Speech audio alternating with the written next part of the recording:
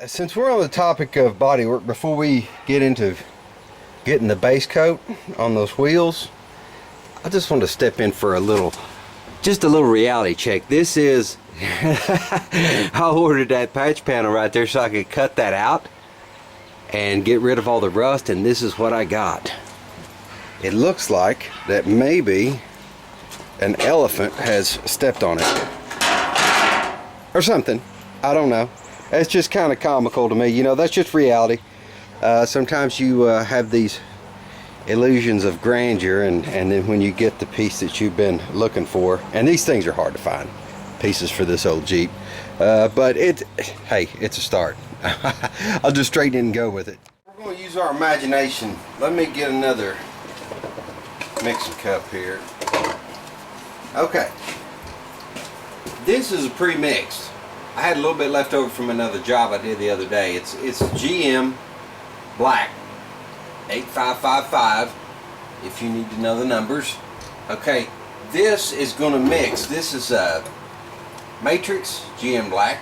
Okay, this is going to mix 1 to 1. I'm going to use 1 part paint, 1 part urethane reducer. Okay, imagine we mix that 1 to 1. We'd obviously, you know, if we want this much total, we'd use 1 part paint, 1 part reducer. If we were mixing out of this is pre-mixed. So I'm going to go ahead and strain it into my paint gun, and we're going to paint those wheels.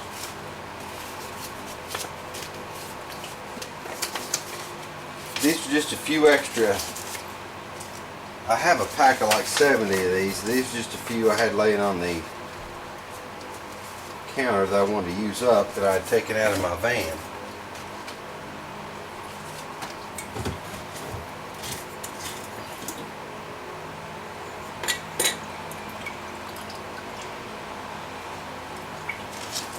Alright, let's strain it in there.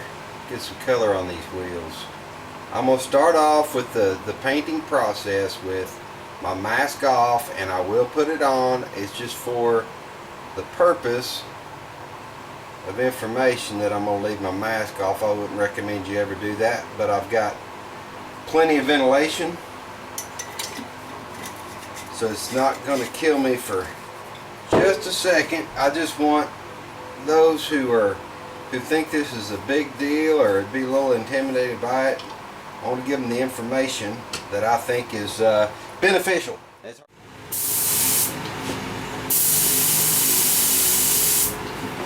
Alright guys, what I'm going to do, I try to do this, I don't know if it's out of habit or not, but any area that I think I'm going to forget, I try to do that first. So I start with this little edge right here and try to go all the way around and get this little edge, get all the inside, and then cover the big parts. The big parts are the obvious parts, so we're going to start with that inside ledge.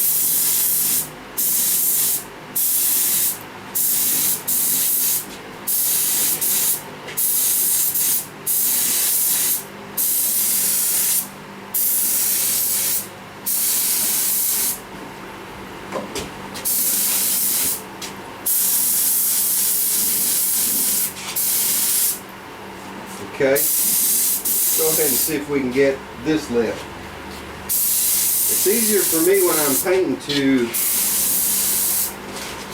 try to be consistent. That way it seems to help me stay on track. Okay, I'm not trying to get this covered in the first coat.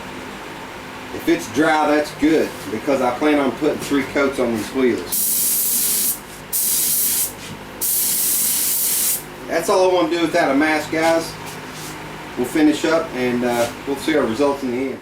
You have it, first coat. It may look a little bit, just a little bit splotchy, and it's supposed to. You're not supposed to try to get from gray to black in 1 coat. That's how you get runs. I don't like runs. I mean, if you get them, it's not the end of the world. But it just, if I don't have runs, that means that I don't have to sand them out.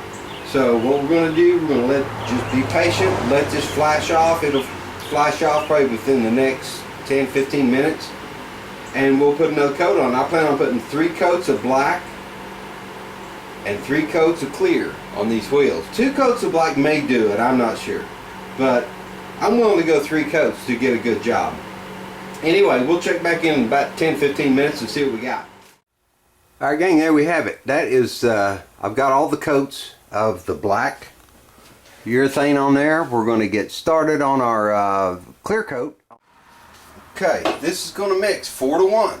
Okay, we're going to need 4 parts of our clear coat, which I'm not advertising this brand.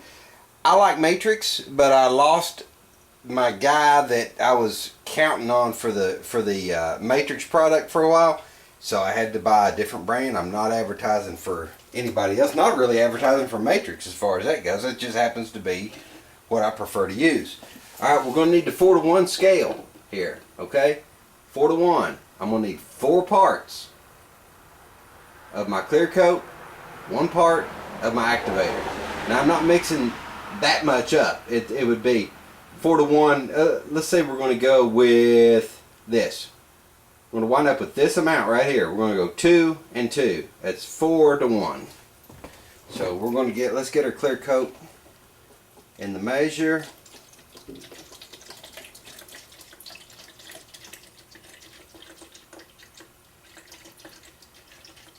Okay. There we go. I'm a little more careful about how much of this I mix up than I am with, say, the paint. The paint, well, you can put it on the shelf. This will turn to jelly. Alright, now let's get our 1 part activator.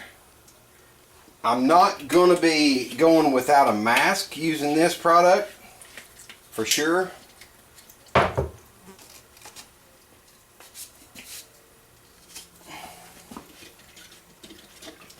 But it's the same process as paint. It's the same process as if I was putting the base coat on. Just watch your coverage, watch what areas you're painting, and be consistent. That's my thinking and my the way I move through it. Like if I start with the outside of the rim, I want to finish that. If I do the inside of the rim, I want to finish that all the way around. That way I don't lose track of where I was. Now I'm probably going to be putting 3 coats of this clear coat on there. I want a set of knockout wheels when I'm done. Okay, let's get this strained using the same amount of air pressure that I was using when I was painting or base coating. Okay, got a clean gun. All right.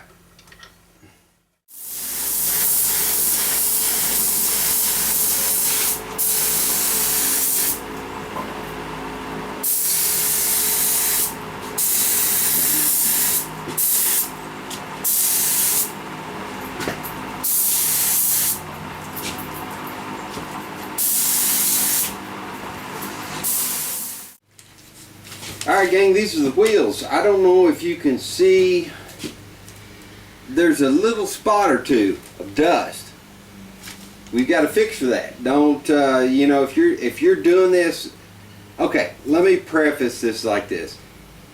It takes an absolutely nearly perfect body shop environment, a perfect booth, to keep any dust out of your work. To me, from my experience, you're always going to have a speck of dust.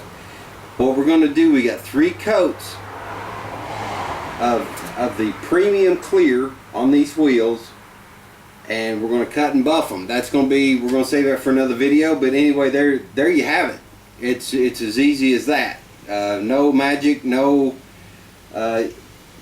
immaculate booth, or no super expensive set of tools. You can do it. Alright guys, till the next video.